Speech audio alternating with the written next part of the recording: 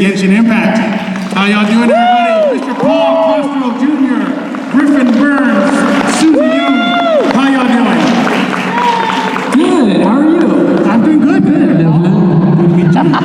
Thanks for having us. Not a problem. Hey, Griffin, first time in San Antonio? It's not, it's my second. I was actually at San Japan a couple years ago. Anybody do that event? Woo! Yeah, nice. Yeah, so no, it's my second time. Loves the river walk. Oh, yeah, so you didn't fall in, right? Yeah. Okay, as long as you didn't fall in. I didn't fall in.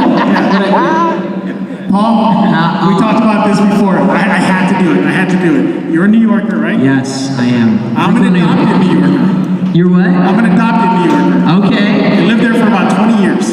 Heck yeah. Yeah. So, I heard you're from Brooklyn. I am. I grew up in Sheepshead Bay, Garrettson Beach, until my family moved to New Jersey. Yeah. Queens. Queens, okay. Did we have a Spider-Man, Captain America moment here? Okay. What's my line? What's my line? Where you from? Oh, I gotta stand up and do this? Oh my god. Hey, where are you from? Queens. Queens? Yeah. What's my line? Oh, Brooklyn. There you go. Moment, everybody. Yeah. Susie, welcome to San Antonio. Hello, thank you. This is also my second time in San Antonio. Oh, really? What was your first? I believe I was at Riverwalk at the other one. Okay. Awesome. You know, seeing the fans here, hearing them shouting, screaming, just showing their fandom. Did y'all ever think that the genre will reach this level? No, I didn't. I've been doing voiceover for 14 years, and I'm just gonna get the mic off. Yeah. And it wasn't until the last, I don't know, four or 5 years that people started noticing my work, and you know, I started getting invites to these conventions. So I had no idea what a big fan base there was out there for some of these properties. So I feel very grateful that that all the work has sort of paid off. But it didn't happen overnight. That's my nieces are like, Griffin, you have all these thousands of followers. How did you do that? And my sister has to be like, hey, he's been at it for a while. So it just happened. It looks like overnight, but it's been what is it, in the making for like a while, 12 years, 14 years. Malcolm Gladwell's 10,000 hours. There you go. Yeah. Yeah, I agree. I think it's crazy. I've been a fan since I've been a kid. I've been watching every anime and playing every video game, and it's refreshing to see that the nerds are now the cool kids. You know, like, Exactly. I used to get bullied for doing Dragon Ball Z stuff with my friends, and now that's like people are like, yo, that's pretty cool. You know, the buff dudes at the gym are wearing like Vegeta tank tops. Yeah, that's right. T-shirt. Yes. Susie, what about yourself? Did you ever see the genre coming to this level? No, like you guys over here, when I was a kid, it was not cool, but now it's the coolest thing, and now normies are like, how do I get into this anime thing? So it's super awesome. That's awesome. Now, obviously, y'all work with Genshin Impact, you know? We're all in the game. All in the game. First of all, congratulations. I see the game, PlayStation Partners Award. I mean, just award after award, nominated Golden Joystick. I mean, the impact of the video game that's had, when y'all came into the project, did you know that this was going to be a hot thing, and you're all jumping on it? Paul, go ahead. Oh, well, I think I'm the newest one, right? Yeah. I'm like the newest edition. So I had been playing the game since it first came out. Like, I was playing it when it was in beta. Yeah. Wow. I remember I was like, this thing looks so cool. All of my favorite interests in like this open world style, and I kind of, being this far along in 4.0, I knew how big it was. You know, I had known Griffin, and I'd known Susie, and just to see like how big it has gotten, it was just so crazy that they didn't get a chance to be a part of it in this new set of characters. So it's just crazy, and I mean, it's all thanks to the fandom. I mean, you guys love this game, and there's a reason there's a demand for it, because you guys love it, you cosplay, you show up, you show the support, and it's an honor to just be a part of it in any way you can. By the way, quick follow-up to that. By the way, thank you for helping me pronounce your character's name before that. That was very helpful. Freminator. Yes, fermentation. Can you talk about what did you want to envision for the character? Was it simply just, okay, whatever they just tell me, I'm going to do it, or did you add your own little spice to it? I think there's a lot that's given to you. Obviously, there's other languages that have done it beforehand, so you have a little bit to work on. But I think also we have great directors and great localizers, and they give you a really good amount of backstory of what you're working with. And so just really listening and being directable and being someone who can show up and be willing to kind of go down different directions, because you don't really know what you're going to record, so it's just being willing to dive in, be vulnerable. And for Fremine, he is a very unique character, and I'm glad that we get to see this unique piece to a very big cast of characters. I'm hoping pears will show up any moment now. He's at my table. There's a pear at my table. Someone gave me a pear. Pear is at the table, everybody. Another reason to go to his table as soon as the panel is over. Working in the genre of video games, Paul, any difference, or does it matter if it's video games, animation, movies?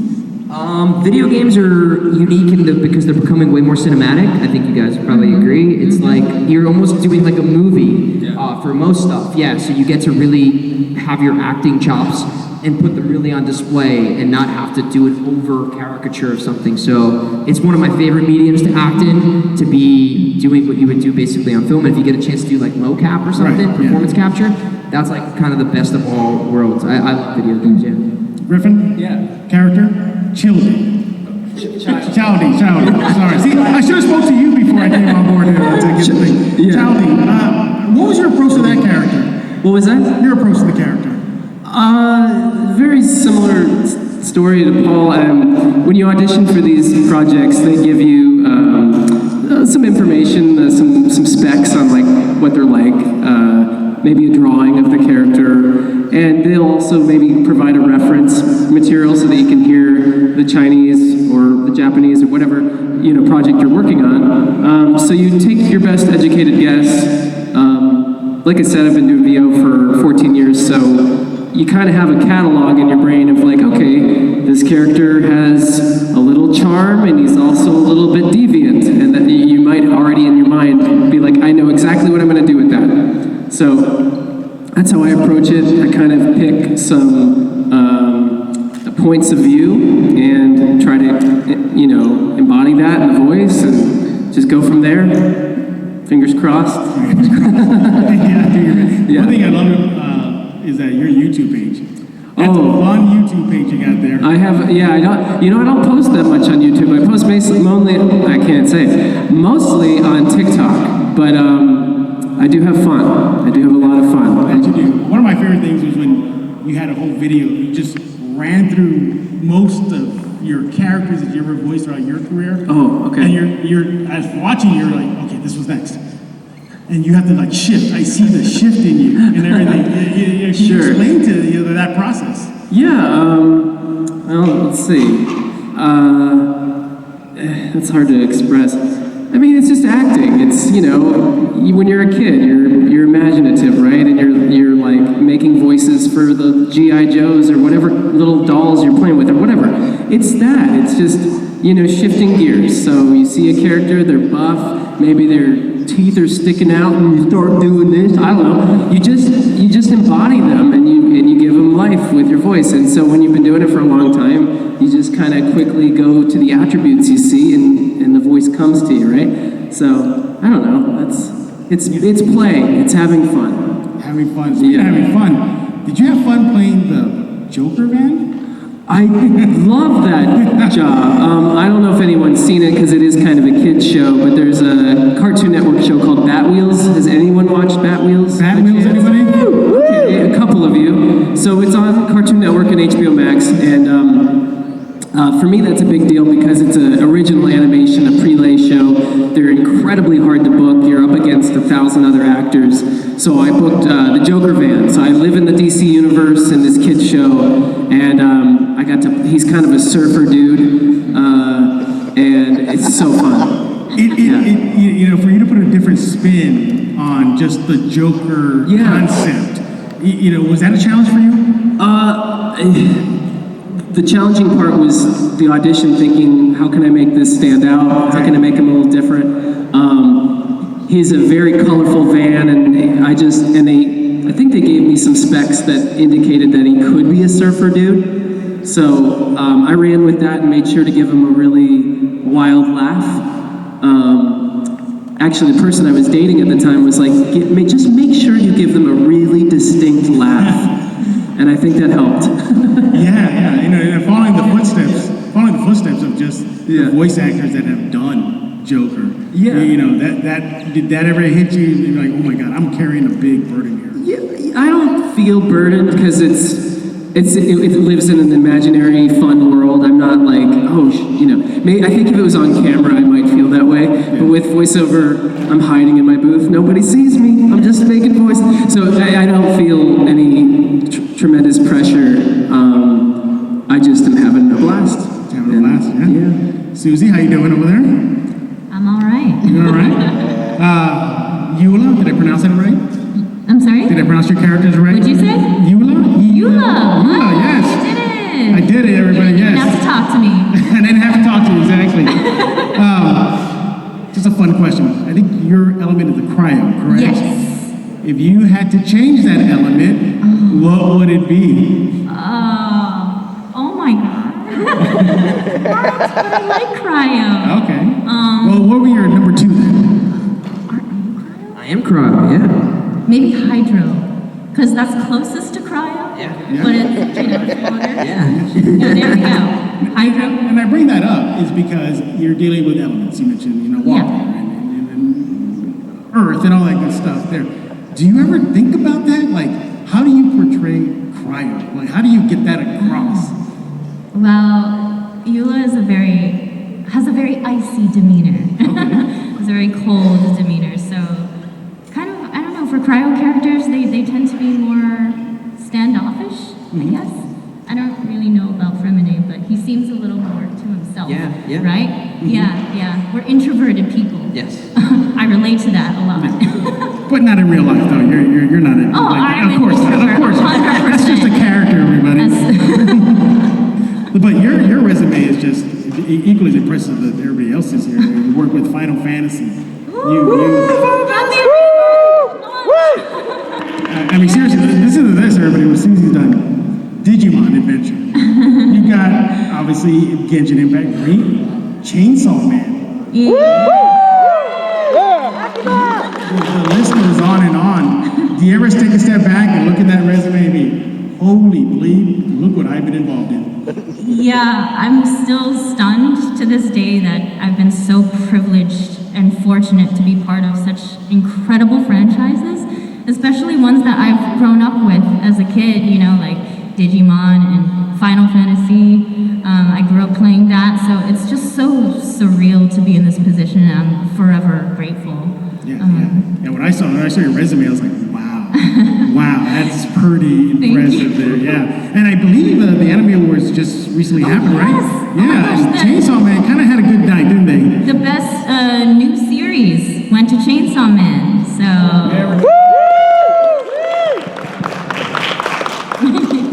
To be a part of that must be Yeah, it's just incredible. awesome. Paul, Hi. Gourmet King. We had a chat about this. Can you explain to me Gourmet King first voice acting in a game? Right? Is that how it works? Kind of. Kind of, Persona, okay. you know what's crazy is you've got 3 people in Persona right here, Persona 3 Reload. So some characters in the original one had voices, mine did not. So it was fun to play a character that has been previously received without voice acting in a very interesting way. I'll leave it at that. But because I got to give him a voice, I think that brought a level of endearingness to it where you can connect and understand, like whether, I don't think many people are like this character, but I think we maybe know someone like that, especially in social media now where people can be very obnoxious online. But we get to learn why he is that way now, and as an actor you get the challenge of making a character who on paper might not be like someone you would want to hang out with, but at least through viewing now his social link, you could be like, okay, I get it. I get why he's that way. And hopefully you give him a chance in the game. I'm pretty sure, again, it'll be a home run for you as well, as always. Oh, the audience will tell.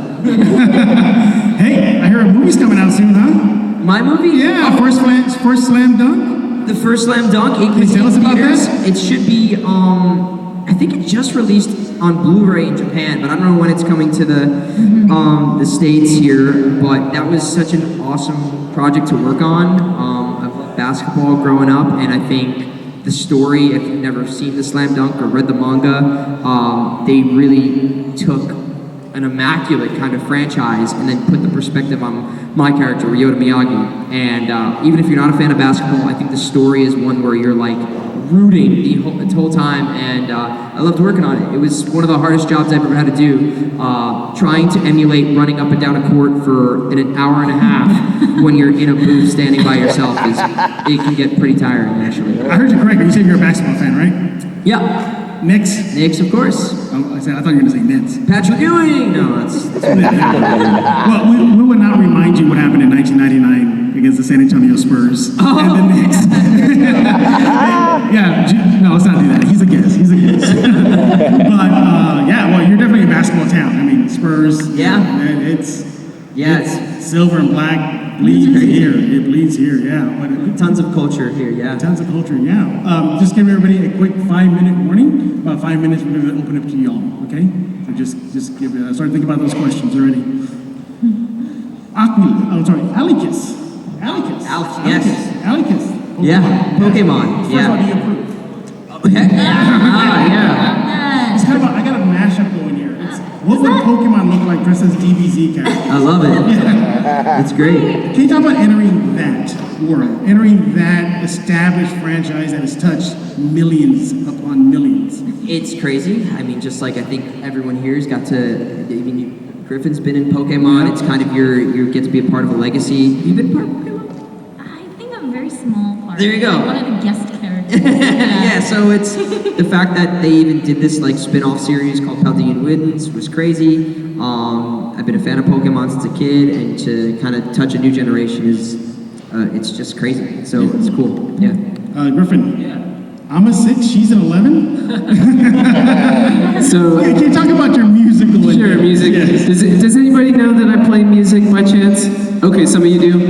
Yeah, I play in a band called New Girlfriend, and music's like my biggest passion.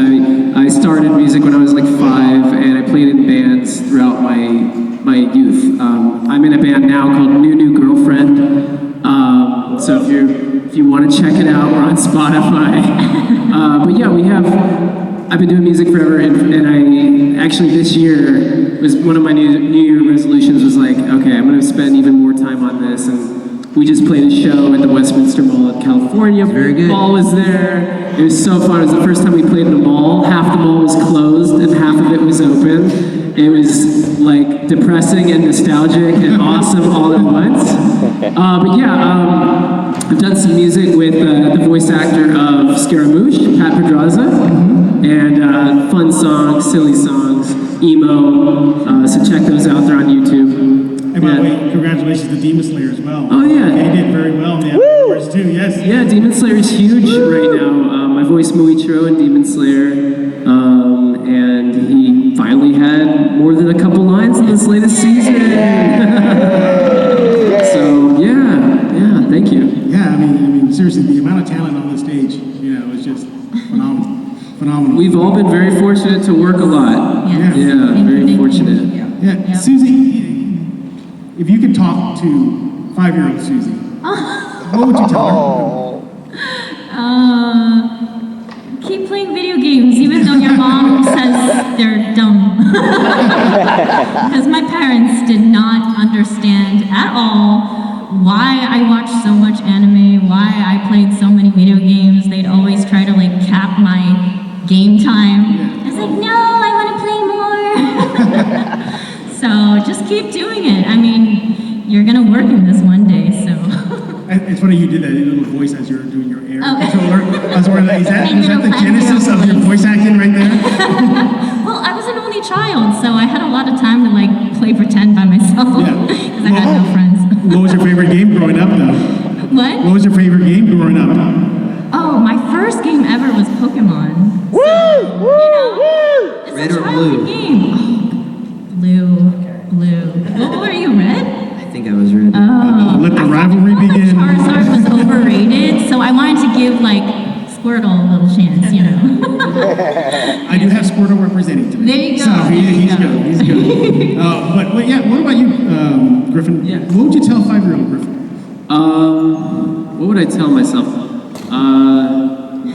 You know, I don't know if I would say much to influence myself because I'm pretty happy with how my life trajectory went. You always think that if you change something in history, it might alter, and I wouldn't be here. So I don't know if I would say much, but I would like to encourage myself to do all the things that I'm really passionate about. I was an athlete growing up. I ran, I played soccer, I even played football. I ran Division I track and cross country, and that was all fine and good, and I'm glad I got to do those things. But honestly, in the back of my mind the entire time, I was most passionate about music, acting, art, all the creative stuff, and I think I convinced myself otherwise for a long time that I was gonna be a lawyer or I don't know. I was just like, where's the money? Where can I put my English degree to make money? And that's so not the way to go about it. I think you just gotta really follow your passions. It's cliche, but it's true. Follow what you're really interested in, and the money will come, because you do that, because you'll become really good at the thing that you love so much. So I would just encourage myself to follow that. That. Hey, Paul. Yeah. My favorite spot in Brooklyn, Williamsburg. Okay, all right. Is that good? Where did you grow up in Brooklyn? Sheepshead Bay, Garrett's Beach, so almost like near Coney Island. But Williamsburg's cool. Yeah, it's probably one of the most expensive cities in the world to live in right now. So if you're not filthy rich, you probably can't live there. You definitely can. So don't follow your passions if you live there. Same question to you. What would you tell your younger self?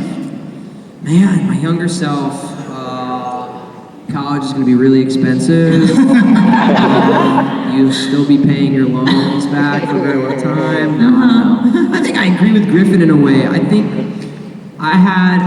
it took a lot to get where I am right now. There's a lot of kind of fighting my way through various things and not having a lot of opportunities growing up, and I kind of like had to fall in and really push myself into a lot of stuff. So I think, I don't know, I think it takes a lot of hard work to get anywhere, anything in life, and especially in this industry where we are so beyond privileged to be up here because there's someone knocking at the door right behind us who's just as talented, if not more, who wants to have a shot at doing this. So just, I would just say keep doing what you love or something, like Susie said, just keep playing those video games because one day you might be able to be in them. Exactly. All right. I took a lot of their time already.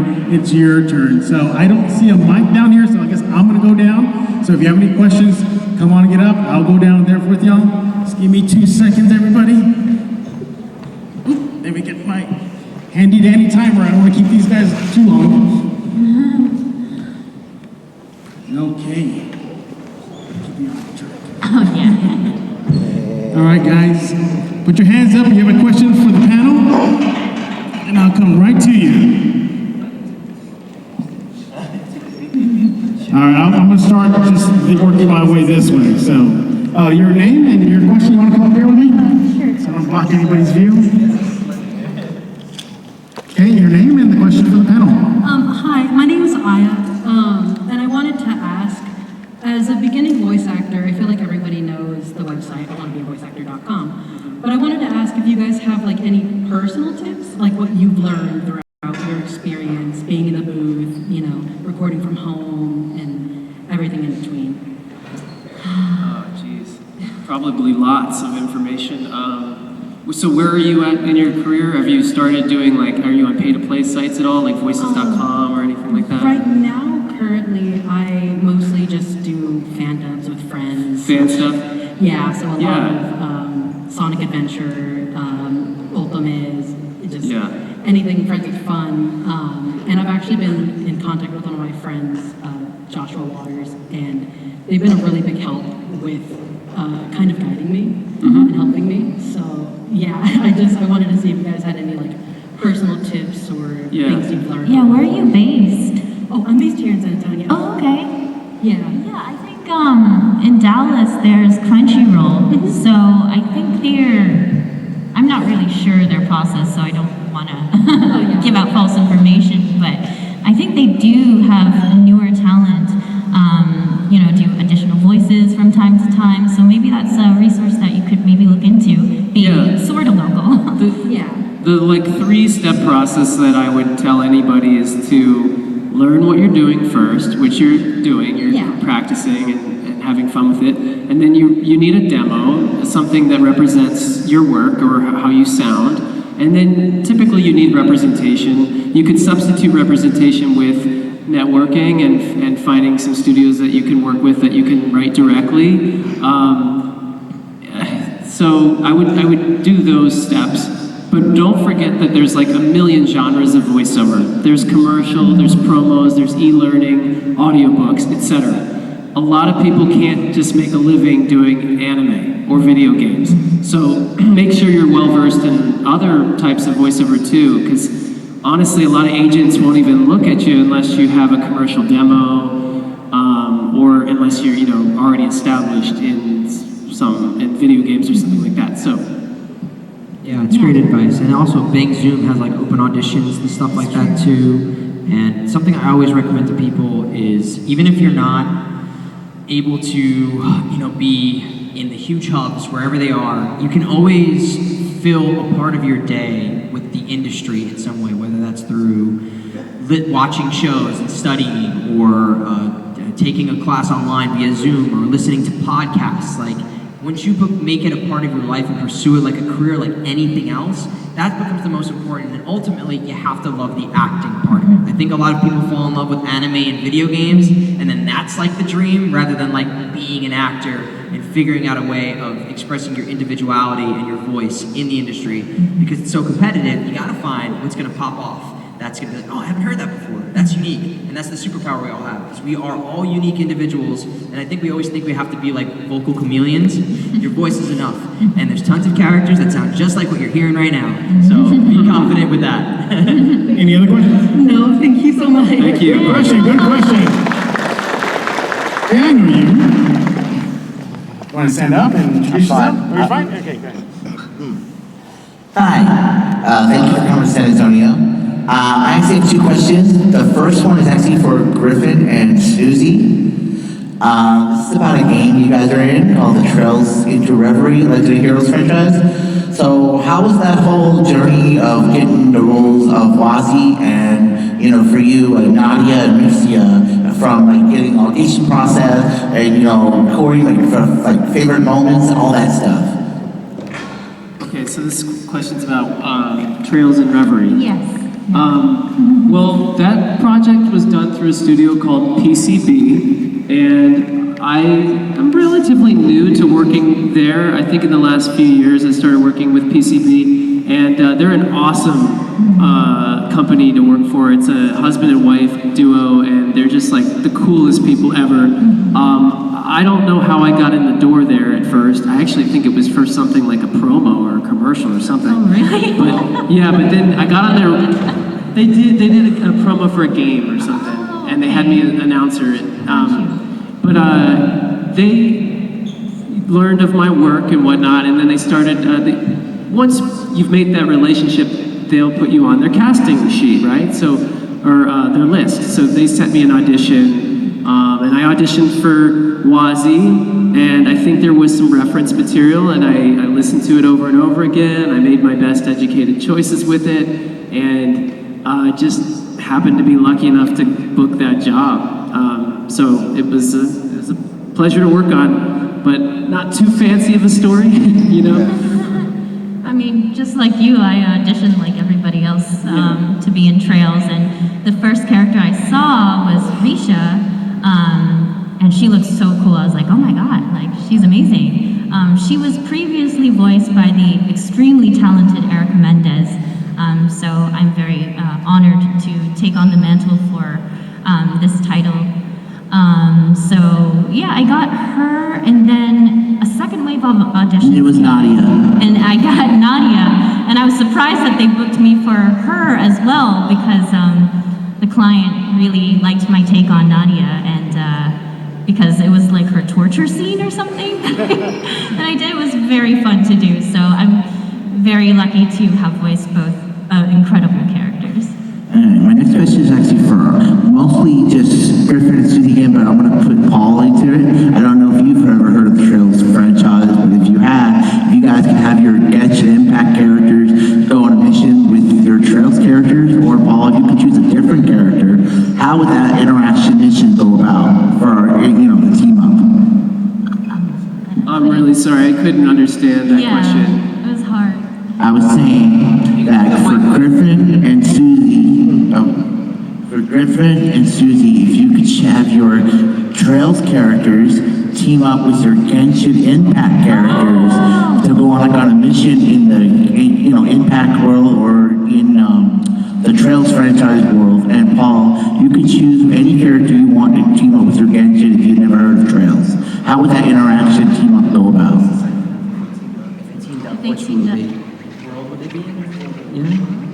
I don't know. I think it would be awesome if Risha and Eula teamed up because they both have huge swords and they both dance, which is amazing. I think if Wazzy and Child teamed up, Wazzy would have to dye his hair red so that they could match and be besties. But I think they would totally slay. They would totally slay. And they'd probably shop at Hot Topic. Similarly, I think Fremine and Rindo from Neo the World Ends With You, they have the same hair and almost the same haircut, so they could just walk around and be kind of similar. Go to Hot Topic and have fun. Yeah, now I want to go to Hot Topic right now. All right, who has the question? Oh, I'm sorry. You want to go first? Sure, your name and your question for the panel. Hi, I'm Kaya. Question for Griffin. What compelled you to write the song for Rasputin, but Tartaglia instead? What inspired me to do the Rasputin song? Yeah. It was a fan. I'm on Cameo, and years ago, somebody was like, hey, it'd be so cool if you sang a version of Rasputin. And this was back when I would make songs for cameos, which is a lot of work. I spent like 6 hours on it. I was like, I don't think I should be spending this much time on a cameo. but I did, because I was new to it all, and I was like, this is so exciting and fun. So it actually came from a fan suggestion. Yeah. Thank you. Thanks. Hi, thanks for coming to San Antonio again, Griffin. So this might be a weird question, but you guys certainly have really busy periods in your careers, and then you have probably lulls. So I was just wondering, I'm sure there are a lot of aspiring voice actors here. Can you talk us through, this would be for any of you that find the question interesting, what is it like for you, maybe like a day in the life or a week in the life or a month, whatever, when you're just exceptionally busy, and then counterpoint to that, how do you kind of work on yourself maybe, or like what do you do aside from just recover from being busy? Like what do you kind of do in your off season? That is a really good question. I don't think I've ever gotten that question. No. It's so fresh in my mind because the latter half of last year was quite dry, considering. So it was tough. Like honestly speaking, as an actor, I think you go through some mental periods where you're like, I'm never gonna work again. I don't think I can afford my rent for much longer. So having those kinds of thoughts, intrusive thoughts. But you just kind of have to accept that the industry comes in waves. Like there will always be periods of down, and there will inevitably be periods of up where there are more opportunities coming in. And my approach to that is I just grab every single one that I can. I do not say no within reason. So it's always feast or famine, and that's just kind of the nature of it. Yeah. I was going to go back to something I said earlier, which this is why it's so important to diversify in voiceover or in just the arts in general, because you'll find that maybe there's a period of time where you're just like, you're on a bunch of anime or you're on a bunch of video games, and then that'll dry up. But then maybe you start doing some commercials and they're playing nationally and you're collecting residuals. So I've noticed throughout my career that if something is sort of not happening, there's another form of voice acting that is happening. Or maybe it's conventions. Maybe you're mostly traveling and then you're not doing as much session work. But I will say, like, if you're not busy, or for me, if I'm not busy during the week, I don't deal well with that. I don't like being idle. I'm constantly trying to think of like how to be productive. But that's also a problem because it's okay to relax. It's okay to enjoy yourself. But I struggle to sit down and watch Netflix or whatever, because I'm always like, well, I could be doing something that is furthering me along. So it's hard. It's really hard. I do enjoy other things. I like music. I like to write music. I like to work out a lot. I like to hang out with friends. But you know, I think because we're self-employed, there's always this little voice that's like, okay, what convention could you be doing later in the year? Or well, all your friends are in this one video game. Why aren't you in that one? Like, Intrusive thoughts. there's a lot of intrusive thoughts. Just like walking along the river walk and being like, what if I just chucked my phone in the water?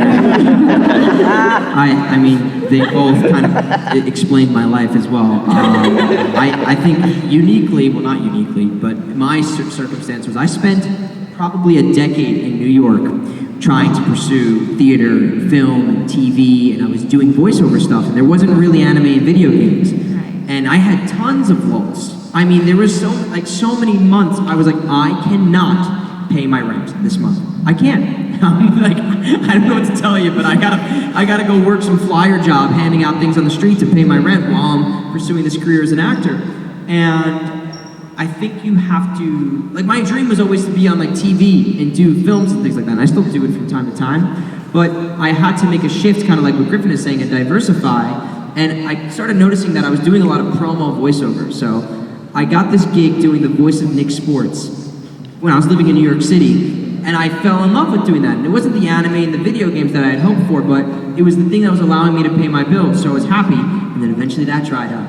And then I had to figure out, like, okay, now what do I do? And I decided to move to Los Angeles, because I had to start constantly keep figuring out what my goals were and direct myself what is actually going to help me achieve those goals. The bigger thing out of this whole thing is having an identity outside of the industry is so important. I think so many people who pursue acting, voiceover, whatever, their whole identity is, what are you working on, you know? And that can get really old really quick, especially in this networking idea. So having passions outside of it, I do a ton of writing. It's a way for me to express myself creatively that's not directly tied if I'm working on an anime or a video game or something that's gonna get me to a convention. So just having interests outside of the industry, having friends, being able to be a person outside of all of this has been very helpful for me. And I'm trying to work on it. We're trying to play tennis. Yeah. So, you know, so just things like that keep you happy. All right, we're gonna have time for like 2 more questions, unfortunately. Again, I just want to remind you when we're done, please exit this way. This door over here, you see the people waving their hands? You're gonna go out that way. Again, if you didn't get your question in, don't worry about it. They'll have their booth set up as soon as the panel is over. So just mosey your way over there, get in line, and get your question in. So we got 2 more left. Let's go over here. 1. Hey guys, welcome to San Antonio. Griffin, thanks. My daughter's been kicking me because you're her screensaver on your phone or Demon Slayer character, so I've got bruises on my shin and everything over here. But if you guys could voice another character, whether it be anime, DC, Marvel, anybody, what character would that be that you haven't done yet? Oh, I got this one easy. I would do King of the Hill, Hank Hill, King of the Hill. God dang it, Bobby. I swear to God. No, seriously, if I could live in the King of the Hill world, I don't care. I say this at every con. I'm like, I don't care if I'm the guy in the Megalomart, the teen who's like, oh, there's a cleanup on aisle 5. Like, I don't care. Just give me a little line. I'll die happy. You're in King of the Hill country right now. No. You're smack dab in King of the Hill country right now. You know what's not cool, Bobby? Hell. Well, I take it you're a big King of the Hill fan, obviously. You're a big fan of King of the Hill, I take it. Oh, I'm pretty sure you know this little trivia. One of the characters is named after a dish here in San Antonio. You know what I'm talking about? Yes. In case you didn't know, there's a cafeteria-style restaurant here called Luby's. And within Luby's, on the menu, there's a food item you can buy called the Luann. Oh, that's awesome. That's where it came from. Okay, so we got one more question right here. Hello, I'm Corbin. I'm developing a show for YouTube, but it's very small budget and it's largely just me working on it. And voice actors is one of the harder things I'm having trouble figuring out. I was wondering if you had any advice on that. Oh, like seeking voice actors? Yes, thank you. Yeah, there's plenty of resources. Like I know, what is it? The Voice Acting Club or something. There are plenty of online forums where so many people just go on there to do practice, you know, to do fan stuff. So I would definitely check into those resources. Yeah. Yeah, if you have like even a very, very small budget, you could even post something on voices.com. Right. Like people who just need experience and say like, hey, $50 to be a part of my project. You could post it there. You could probably do Craigslist. You could probably find somebody on LinkedIn. There's probably some ways to advertise. Twitter, I'm sure we get tons of people that way, and I think ultimately if there's someone specifically you're looking for and you have a budget in mind, you can go to their website and they have like a contact form or an agent, and you can pitch the project to the agent, and then they can look Totally. over. I was just going to add, somebody wrote me through my website, they were doing a thesis and they were in Asia, and they had like a sizable budget, and they're like, hey, would you do my thesis project for this amount? I'm thinking, you're paying me more than some of the studios pay me. I was like, yeah, sure, let's go. So I'm in somebody's thesis project. Or you can tap into your own fandom. I think this young lady over here, she wants to get into voice Yeah, acting. there you go. There you go. You have a Tap into connection that. right there. All right, again, everybody, just a quick reminder, I know I'm beating over your heads. Again, exit is that way when we're done. And again, if you did not get your question in, their booths will be Yes, open. we are signing all day. So signing And all day. tomorrow. Please go to the booths. We're not done here. Up next, there's gonna be another panel, Fate panels next. So stick around for that. But I need y'all to give them a San Antonio thanks for taking the time to talk to all y'all. Thank you, everybody. Once again, Paul Costa.